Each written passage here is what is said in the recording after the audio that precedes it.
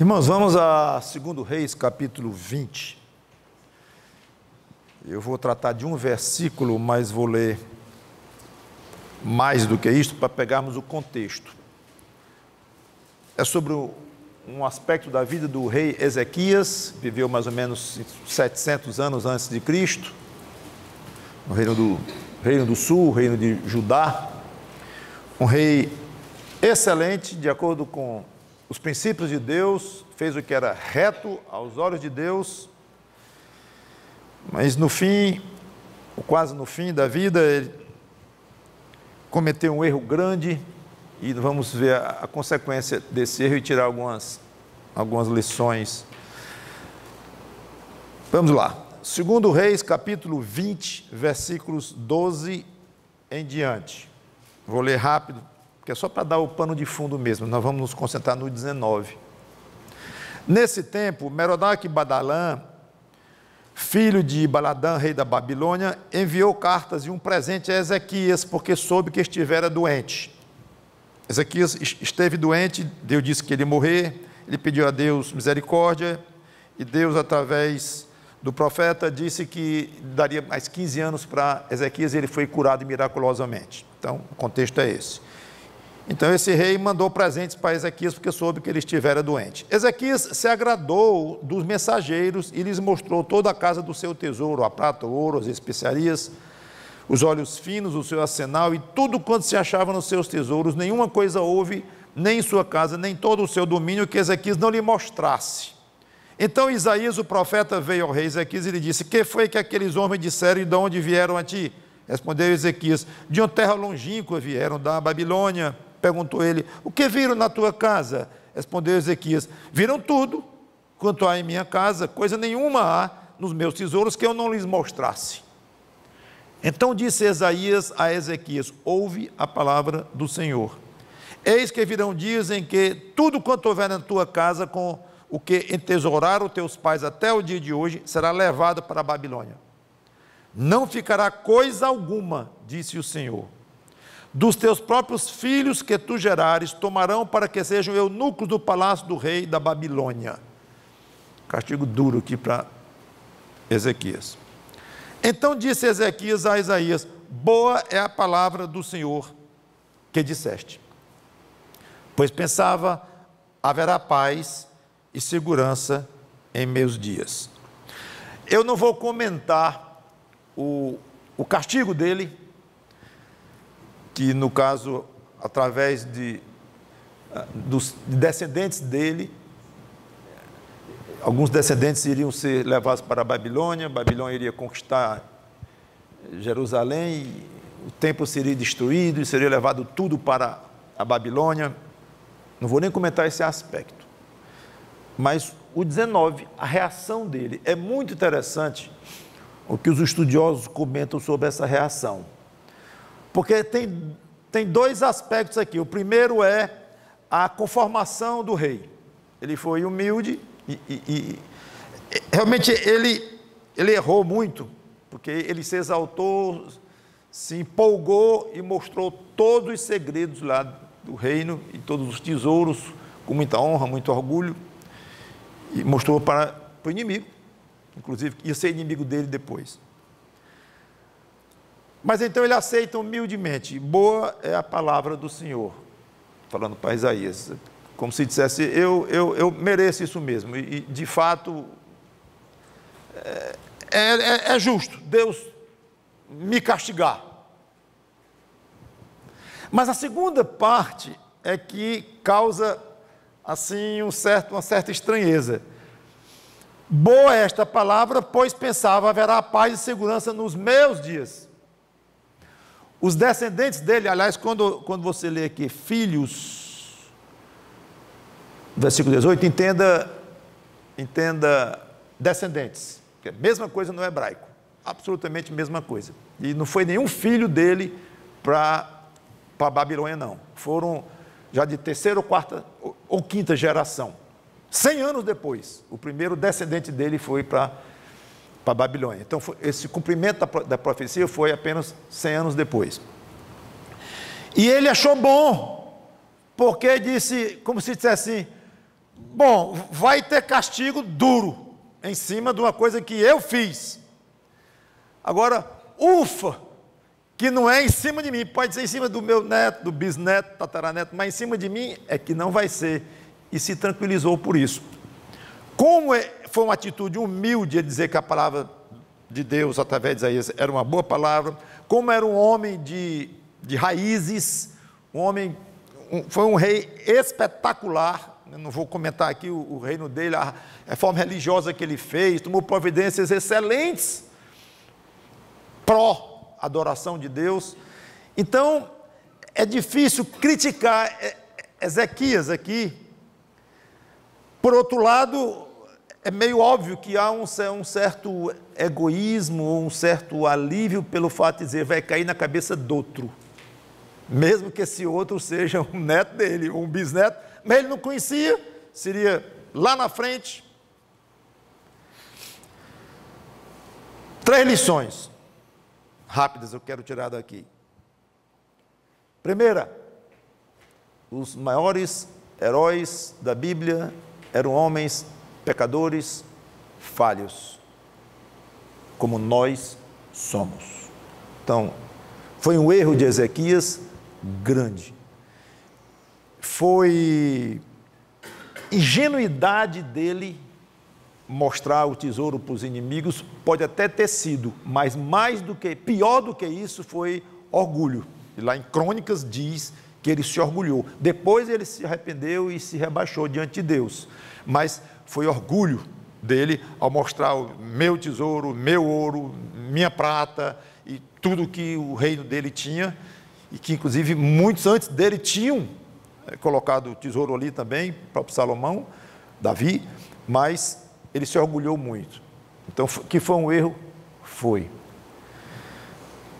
Nós temos uma tendência, o ser humano tem a tendência de idolatrar outro ser humano. Muito comum vemos isso ao nosso redor, não apenas uma idolatria religiosa, de acreditar poderes divinos a pessoas vivas ou que já morreram, mas o aspecto de idolatria mesmo de considerar mais alto do que é para ser, colocar num pedestal, coisa assim, mesmo que não seja uma adoração religiosa, mas uma reverência exagerada.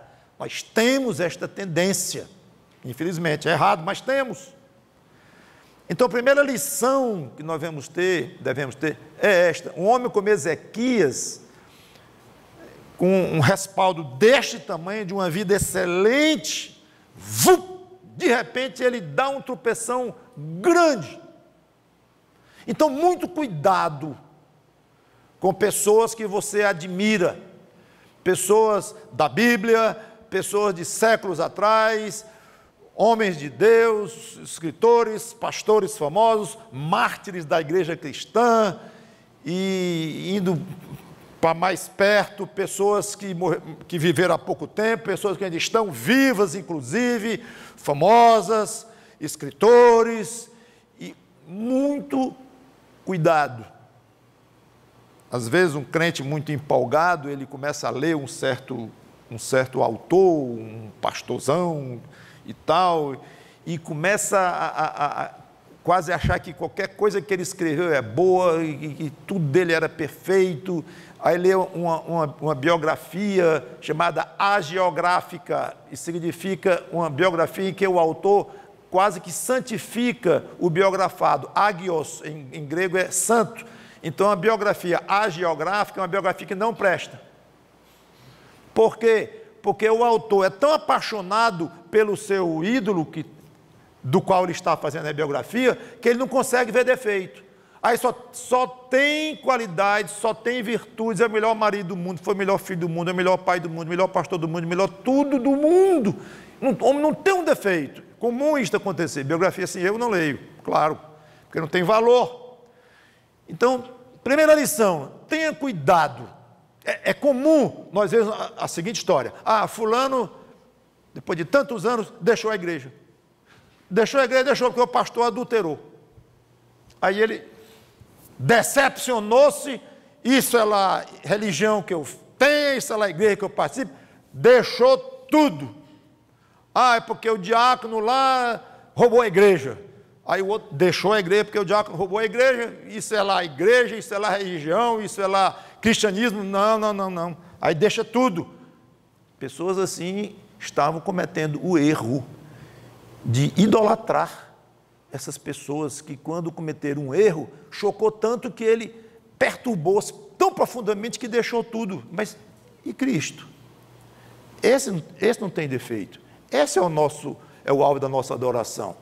Então, muito cuidado com seus ídolos espirituais, religiosos, bíblicos. Cuidado. E eu botei aspas. Às vezes poderíamos tirar as aspas, são ídolos mesmo, e aí que está errado de fato. Então, Ezequias, excelente rei, homem de Deus, cometeu um erro grave, muito grave. Segundo, quando os comentários falam de Ezequias, assim, meio cabulados, parece que houve um certo egoísmo de Ezequias e tal. Eu tive que pensar, muito tempo eu penso nisso. O que eu vou pensar disso aqui de Ezequias? Minha conclusão é a seguinte, gente, que é humano o alívio que ele sentiu. Palavras duríssimas, Jerusalém iria ser invadida, o templo iria ser assaltado, execrado, destruído, tudo ia ser levado para Babilônia, ia ser terrível. O que iria acontecer é apavorante. Aí, bom, não vai ser no seu tempo não, isso aqui vai ser lá na frente. Ufa, eu acho que é natural, é humano, até pela nossa preservação instintiva, a gente querer se poupar de problemas e de angústias e de agressões ou coisa desse tipo. Porém, não é razoável nós sentirmos alívio por uma coisa que o outro pagou, ou que o outro passou no seu lugar, poderia ter sido você. Não é agradável, tanto que eles comentam, não foi muito bom de Ezequias, essa atitude dele e tal, mostrou um certo egoísmo e tudo. Minha sugestão, segunda lição que eu tiraria, para mim inclusive, claro, quando você se surpreender numa situação dessa de alívio, porque o outro pagou o pato, ou uma coisa desse tipo, embora a expressão eu teria que usar com muito cuidado quando fala de Deus fazendo o outro levar esta culpa, mas é complicado explicar que os próprios descendentes de Ezequias cometeram os seus pecados para eles mesmos serem culpados de muitas coisas e levaram a própria maldição, a própria pena. Mas não importa, quando Deus estava castigando aqueles descendentes de Ezequias, mesmo que eles fossem merecedores por eles próprios, Ezequias estava tendo lá a sua profecia cumprida. Seja como for, quando alguém, você surpreender a você mesmo, pensando assim, você ia no trânsito, aí por algum acaso bateram no carro bem da frente e não foi você por muito pouco, aí você, ainda bem que não foi eu. Seria bom pensar assim, Senhor, regula esse meu tipo de sentimento. É normal eu achar bom que não foi eu, mas eu achar bom que foi o outro, ou de alguma forma me alegrar que foi o outro em vez de ter sido, isso eu acho que deve causar um desconforto em nós, não sei exatamente como corrigir isto, mas levar até Deus. Senhor, olha o meu egoísmo, mexe com ele no sentido de destruí-lo cada vez mais, se for o contrário, para eu sofrer pelos outros, que assim seja, dentro de um contexto correto aos teus olhos, mas não deixe passar muito em branco esse tipo de sentimento que Ezequias teve. Por mais lícito que fosse, o mais humano que seja esse alívio, não vai ser nos meus ombros, vai ser nos ombros dos meus netos lá, mas arranha. Então trate isso com Deus. Essa questão do seu egoísmo é a maneira de você enxergar as desgraças dos outros, os problemas dos outros, especialmente quando poderia ou deveria, ou por muito pouco não foi você. Nosso egoísmo é muito grande. Se você pensa que o seu egoísmo, porque você já é crente, maduro na fé e tal, hoje o seu egoísmo é bem pequenininho, não acredite nessa história. Não é. Nosso orgulho é pesado, é grande. O egocentrismo é um problema grande em cada um de nós. Terceira e última lição que eu tiraria é o seguinte: sem esta profecia de Isaías aqui, 100 anos depois que isso aconteceu, quando o primeiro descendente de Ezequias foi para a Babilônia, 100 anos depois, ninguém ia dizer, isso aqui está se cumprindo um castigo que Deus colocou punindo Ezequias. Nós só sabemos porque está predito, mas a gente não saberia nunca que aquilo era um castigo de Deus sobre Ezequias para anos depois. Castigos de Deus ou disciplinas de Deus com relação ao crente. Não procure entender. Não procure quantificar. Não procure detalhar. Você não vai conseguir. Nem na sua vida e muito menos na vida do outro. Isso aqui foi castigo de Deus, porque não fez isso, agora aconteceu assim, assim, assim. Ou então com você próprio, e ficar sempre querendo identificar logo. Já viu a pessoa quando se gripa? Diz, porque ontem eu tomei banho de sol mais do que deveria. Não, porque ontem estava chovendo, eu peguei uma chuvinha. Já quer logo identificar por que eu gripei. Por que eu adoeci disso? Porque eu comi uma coisa errada e adoeci do estômago. Foi aquela comida lá e tal. A gente tem essa mania de querer identificar as coisas. Nós somos racionais, é razoável isto. Mas quando entra nas coisas espirituais, muda muito, especialmente essa questão de disciplina de Deus. Você não vai saber detectar de maneira precisa.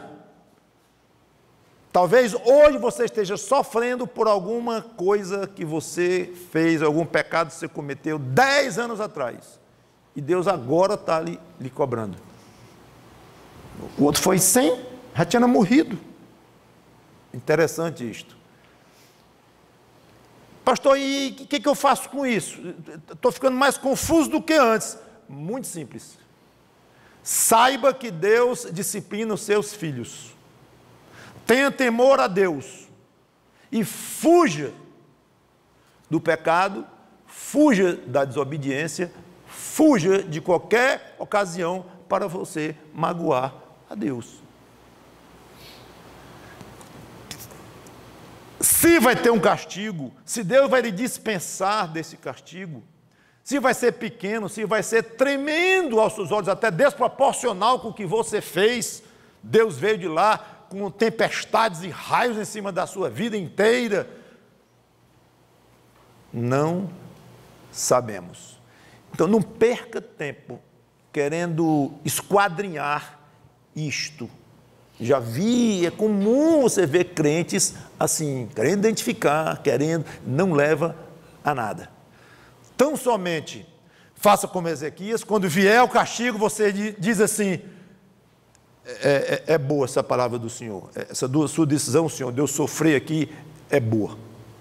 Não sei nem exatamente porquê, até que desconfio, pode ser, mas não tenho certeza não, mas é boa, Senhor, e eu mereço isto. Então, evite ofender a Deus.